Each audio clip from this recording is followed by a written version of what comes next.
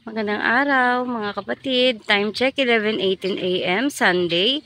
Andito po kami sa palaisdaan ni Tata Celo dito sa Tagalog, Valenzuela. Nandito kami para sa isang event ng aking tawag nito, asawa ng kapatid ng asawa. Wala na sabaw ng lola niyo. Bayaw, birthday niya kasi kahapon. So, parang alanganin naman kahapon na i-celebrate kasi nga may mga pasok yung iba. Kaya, ngayon, ginawa. Dito kami sa palaisdaan ni Tata Celo. Meron dong nakikita nyo ba? Siyempre, kalesa. Yung statue na kalesa lang. Just to show yung, ano bang tawag nito? Isa sa mga sikat sa Pilipinas, ang kalesa. Maganda siguro dito sa gabi kasi may upuan doon, oh. Kaya kaya lang ang init mga bes, sa totoo lang. Ay, ang cute ng entrance nila. Tingnan natin. International to. Ito, ayan, mga ilaw na yan. Ay, that's CCTV. Ayan, mga lamp na yan. Japan inspired. Korea. Tapos itong cherry blossom na to, natural, Japan inspired, 'di ba? Pagkatapos sa banda doon, Pilipino na. Ayan. O, 'di ba? Tapos yung mga tugtugan nila, naku, baka makapiright ako. Kailangan nating putol-putulin na naman siya. Pasok na tayo sa loob. Ayan, meron silang grotto na merong fountain. At papasok na tayo. Ay, talaga ba? May ganito sila? Meron bang reservation ng table? Wala. Doon raw kami nilalagay sa kubo. Dulong-dulo, para raw kaming tinapon. Tsaka, syempre, pagka nasa dulo ka, parang ang hirap magtawag ng naka-assign sa'yo na So, dito na lang. Mapresko naman dito. Ayan. May mga bangka. Non-functional naman siguro itong mga bangka na to. Obvious naman. Para sa lang, sa tag nito, display. Kagaya nung kalesa na to. O, diba? So, teka muna ha. Tatry lang natin na umorder. Advance order para hanggat wala pa yung mga kasama natin. Pagdating nila, kakain na lang sila. Pumuna tayo. Ito ang kanilang menu. At ito na nga po ang kanilang menu. Hindi pala nakatapat. Marami silang choices. Ilang pages din to. At ang hirap mag-decide pagka hindi ikaw yung kasi baka sisihin nila ako. Pero naman, I did my best naman according to my preference.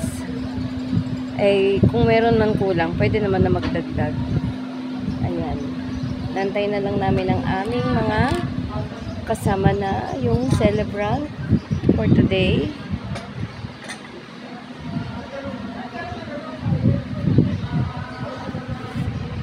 Ayan. Piniprepare na nila yung mga utensils.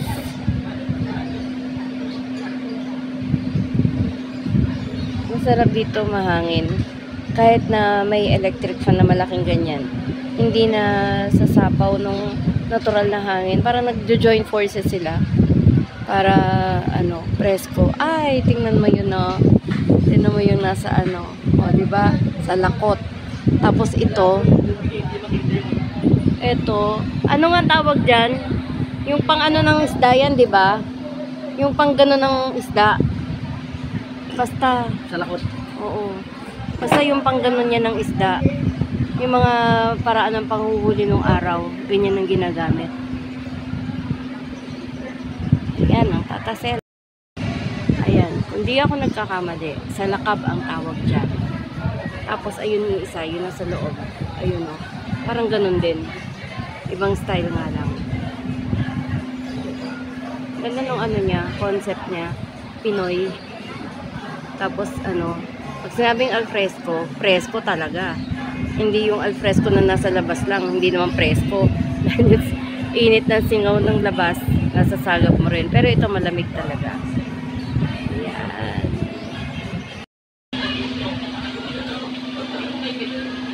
Dito kami sa Tataselos Fishing. Take two. Dito kami sa Fishing Village, Tagalog. Particular sa Tataselo Restaurant. Ayun. Ayan, ang ganda ng entrance. So, may mga payong-payong at banderitas. Parang may fiesta eh. Kasi banda doon may may nadaanan kami mga banderitas nga. Ayan.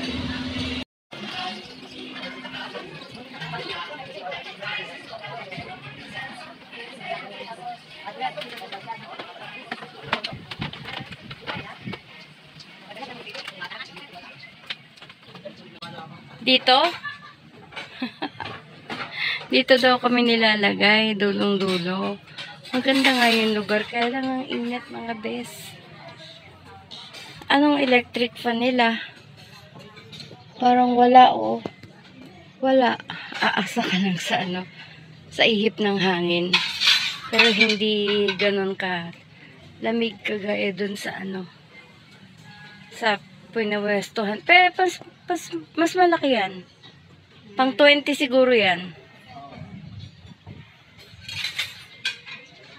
Eh tsaka kung 12 tayo doon, siksikan naman tayo. Dito.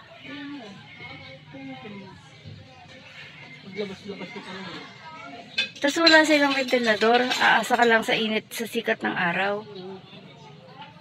Ay, tama. 15 to 20, consumable 20,000.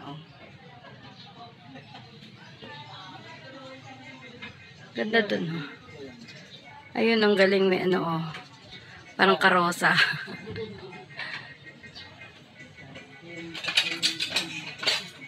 Ayun na siya. Nag-live na po siya, mga kapatid.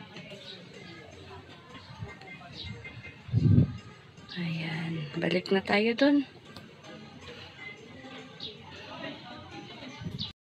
Kawayan siya, literal. Ayokong tumungtong dyan, baka lumusot ako. Yung pag tapak mo, tumutunog. Sa bigat kong to. Yan ang mga kubo.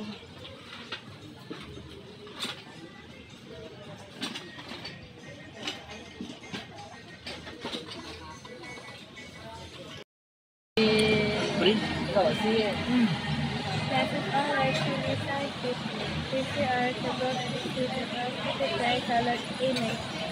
Amen. Ito na una. Pero tagilig ko ulit na. Sa init, ay isang oras lang daw natutunaw. Ano ba yung ice cream? Hindi. Yung icing. Hindi, ipapatong na. Ayun, chocolate. Hindi naman ako may birthday, pinipicture ang pagkat ako. Hindi ka sali ang muka. Pagkain lang. Ganun ba? Sige na ko. Alam ba kangat mga yung takip ng isang kawali? Dapat dito ako yung Thank you. hindi ka lumipat ka. Anong gusto ko? Happy birthday to you. Sana sabay-sabay tayo, di ba? Day to you. Happy birthday. Happy birthday. Happy birthday to you. Happy birthday.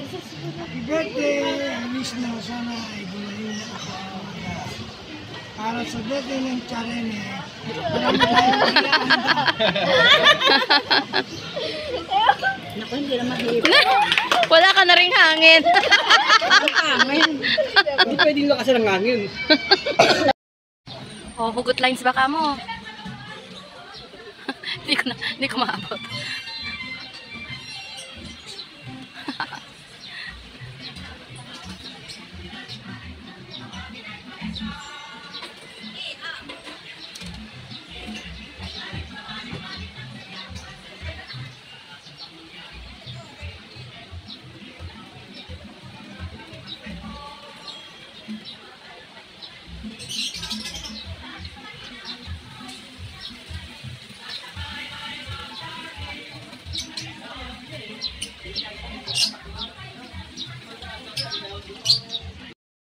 Ito ito na ang aming final hour dito sa Tataselo.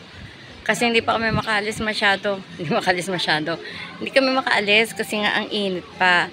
Pero dahil yung mga kasama namin na medyo senior na, napapagod na rin, kailangan na rin magpahinga. So we have to go. Hindi na ako nakarating doon sa mga kubo-kubo na yan. Meron dyang, anong tawag dun, yung parang good for pictorials. Kaya lang kasi, takot nga ako dun sa lalakada. Nakikita nyo ba yan, no? Kawayan lang siya. Kung lumakad sa ganyan, sa bigat kong to, baka kung saan ako damputin. So, ayan. Uwi na kami. At, salamat kay Lord sa isang magandang araw at sa isang, for a day full of blessings. Bye-bye! See you next vlog!